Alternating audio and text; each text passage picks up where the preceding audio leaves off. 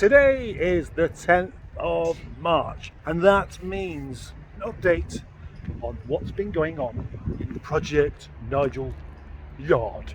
Now, these videos started off as being unedited because I broke my phone, and then they become edited because I got another one.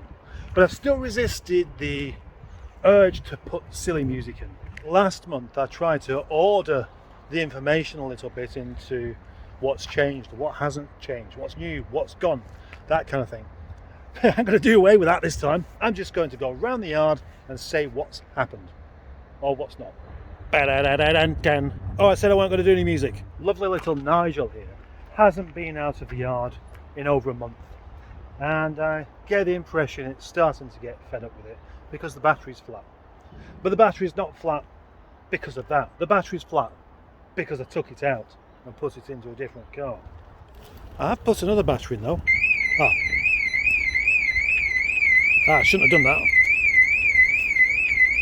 That's not the plan. I can't see Nigel being an everyday car, but I do miss it. I really miss the thing. I miss the comfy seats. I miss the rather quirky looks, and I miss the drive. I miss everything about it. And that's why next month it's going back on the road, even if it is just to take to shows. Because I just want to be driving it. And the fact that it'll only be for shows means that I'll make the effort to go to the shows just so I can drive it. It makes me happy just to look at it, or just to sit inside it. To drive it is something really rather different. I locked that time.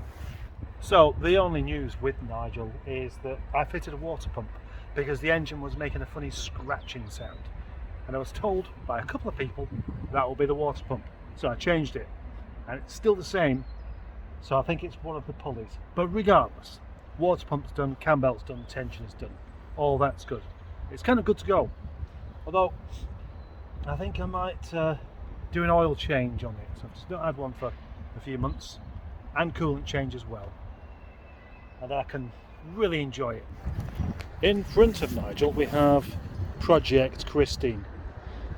Now there's no progress on this car, but it has turned around and it's moved from one part of the yard to the other. When I say one part to the other, I mean from there to here. Obviously that's not a particularly impressive move, is it? So I might be embarrassed by the little progress that's happened with this car. I would be embarrassed, but I'm not. New to the yard, certainly for the moment, is this Honda. Yeah, this Honda there. It's in the yard because it's just failed its MOT rather badly.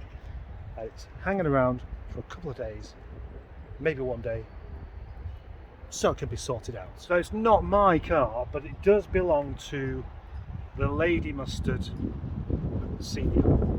Not my wife, but the lady that gave me life. I can't remember what she's called. Anyway, this is her car, and obviously it's going to have to just stay here for a bit. So it's not mine. It doesn't have a project name, does it? It's not a project toaster or something like that. Oh, mind you, I suppose it could be called Project Rickenbacker Turtle Elbow with bricks and custard powder on top, some PVA glue, a phone number, and some sharp pencils. That's its name. Next to the Honda, another car new to me. This 1990 Rover 216 GTI. See, look at that. GTI. I wasn't lying. That could be just a badge, but it's not. It is a GTI. A 1.6 D series twin cam Honda engine. This car has come into my hands because the chap who owned it before was getting fed up with it not really working, and is emigrating anyway, so it's not really much use to now. So I got it, and that's great, but it does have a slight running problem, and there's no MOT on it. The MOT is not an issue because I've had a good look around it and it all looks quite good actually. No welding that needs doing anywhere because I believe it's been done. Turn the key.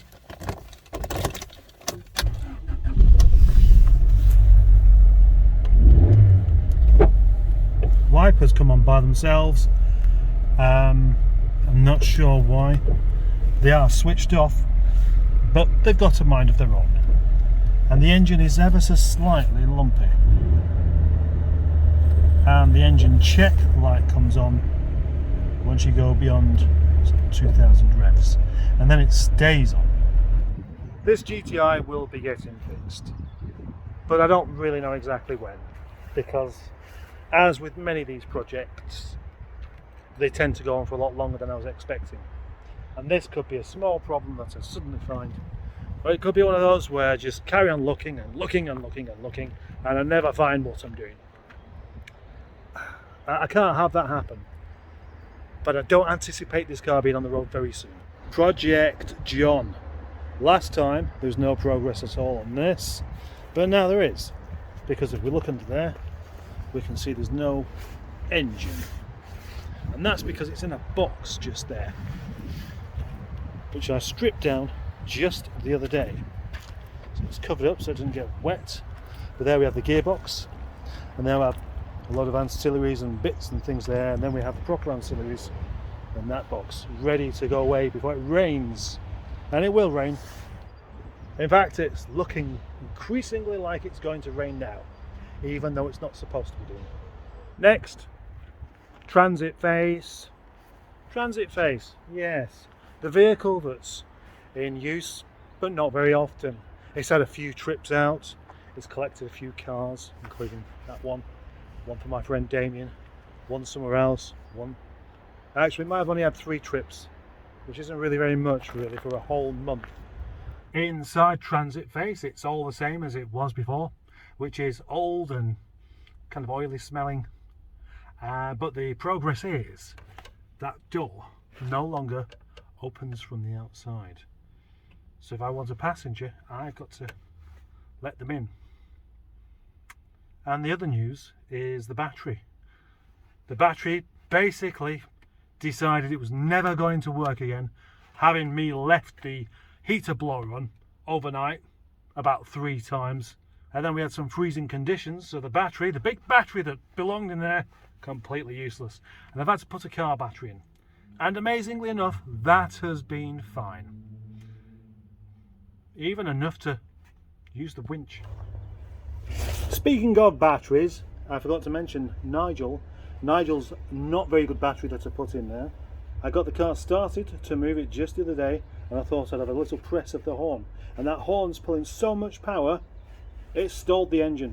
Some of the cars in the yard have had absolutely no progress again whatsoever, such as Waster, nothing. Derek, no progress. I've moved it because it was just here, and I moved it from there over there and then over here, and then I moved it back over there again. That's its progress. Frank has had a bit more action because I tried cleaning the air intake sensor to see whether that would make it run any better, and it didn't. But it does run a lot worse now than it did do before. So whatever its problem is definitely a problem. I thought it might be the O2 sensor. So I found an O2 sensor, but I've not been able to get it off the manifold without damaging it. So I'm not going to be able to get that one off very easily without damaging that one either. You may think this is sad news about Jasper. The Dorchester Red 75 I picked up partially in bits anyway.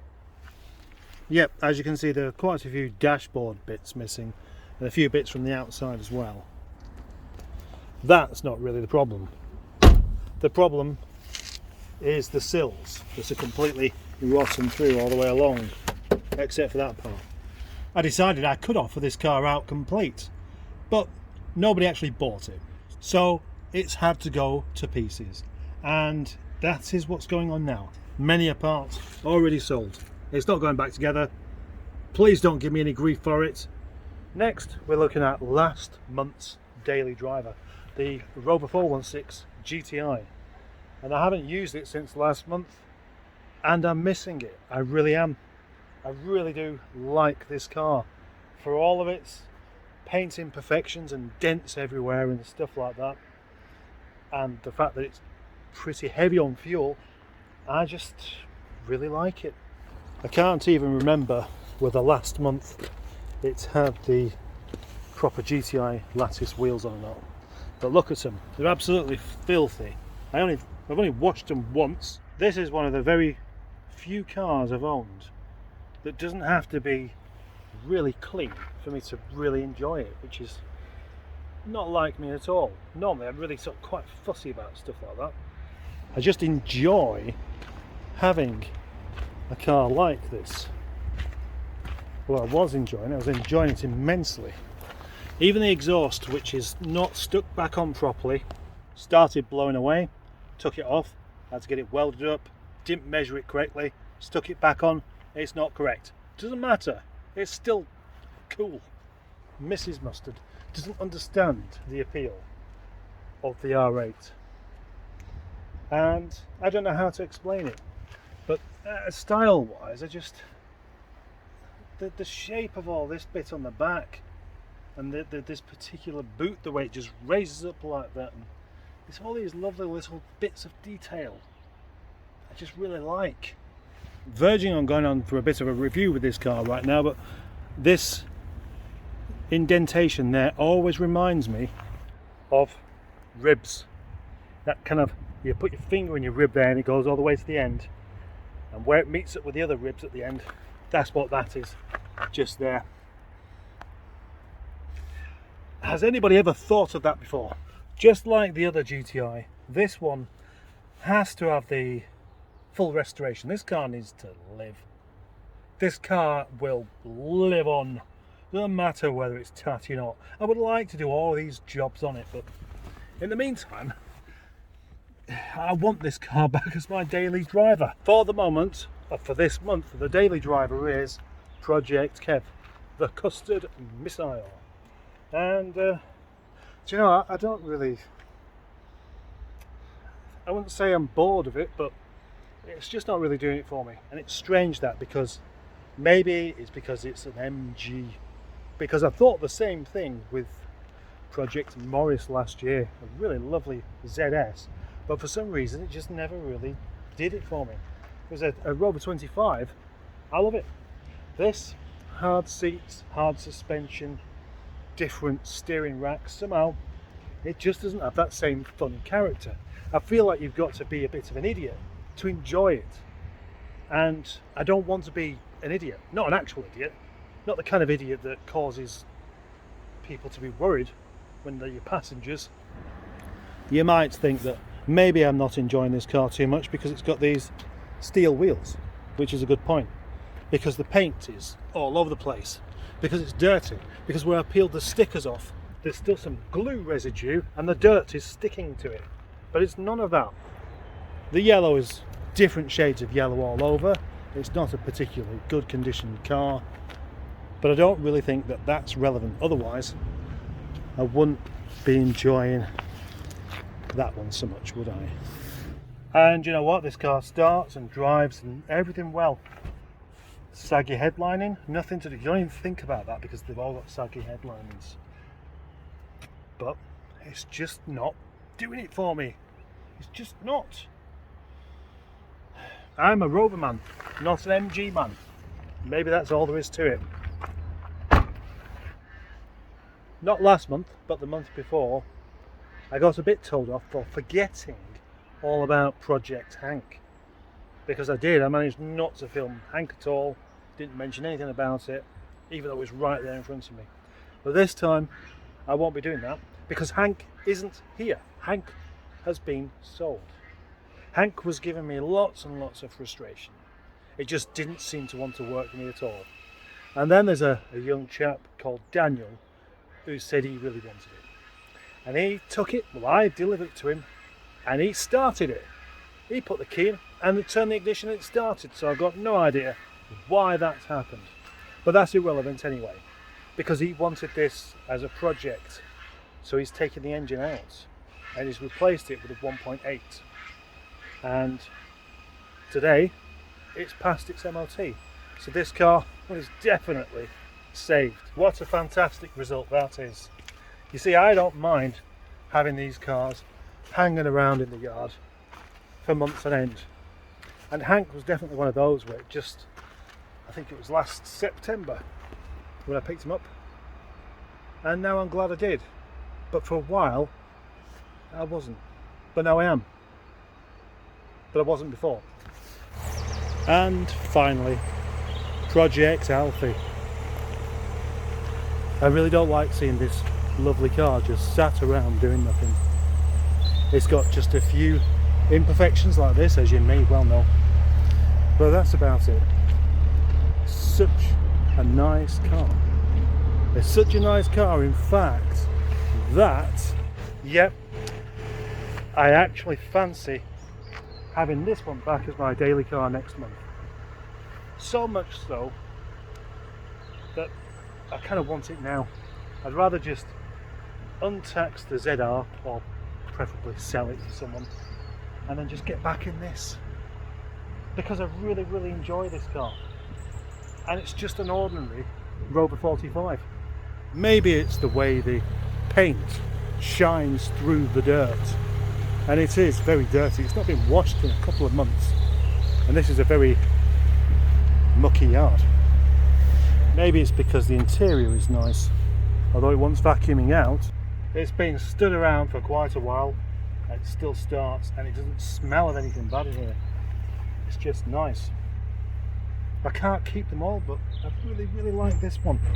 I can't keep this one and a GTI and Nigel. What am I going to do? I'm genuinely not sure what to do. I like this car so much. I could just picture keeping it long term. I mean, when I say long term, I mean more than a month.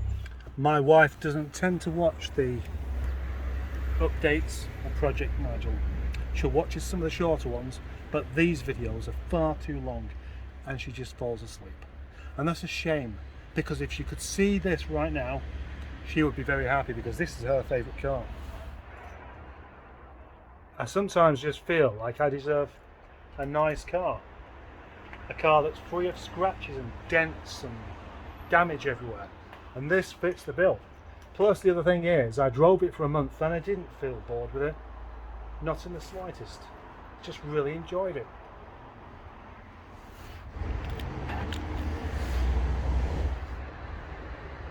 Well, would you like to know some of the progress either around the yard or in the workshop?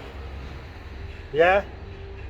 You can say no. If you say no, I'll assume you're not watching. For those that are still watching, hello. This is what's going on. Well, this shelf is still the same, and that shelf is still the same, and these drawers are still the same, and the fridge is in the same place. Although, you know, I've been having a bit of a thing recently about thinking maybe I need to start eating more healthily. Not recently. I've been thinking that for years. So what I've done is I've loaded the fridge up with apples. They certainly would be a more healthy snack than a pasty. But the only thing is, I've only eaten one so far, and they've been in there 4 days, but I've eaten 4 samosas. That's how that goes. All this is the same, I think. Might not be, I can't really remember. But over this side, some of the seats are missing. That's right, 2 sets of seats have been sold. And that has meant I've been able to free up this space just a little bit, so I can actually get almost to the corner. And that's how I like it to stay. Over here, Bernard the bench is not very well lit at the moment, of course. So far, Bernard the bench hasn't really served much purpose besides organising this stuff underneath the bench and having somewhere to keep my battery charger and having somewhere to keep my nuts and bolts and some other bits like that. Potentially it's very good, but actually it's not made much difference. And then we still have the lawnmower here, and I remember this being here last month, and it's still here now, and I haven't done anything to fix it, and it needs to go out of my way. Now if you look around this lockup, you will see there are so many shelves that unless you concentrate on just counting, you'll lose count while counting them. That's what I just did. I was going to count them. In fact, I did count them, and I got distracted on the way and forgot where I was up to. But the point that I was trying to make is that there are so many shelves, there literally is no excuse for stuff being left on the floor. And what's happened? Stuff on the floor. The bike lives on the floor, obviously. There's a bit of carpet that doesn't really go on a shelf. There's a box of loom there. Don't know what to do with that. There's a wheel just there that doesn't really belong in the middle of the room. And those wheels aren't particularly well stacked. And yeah, there's just a few things like that, including another box on the floor and some window regulators that should have gone back down where they belong. And another box, another empty thingy there.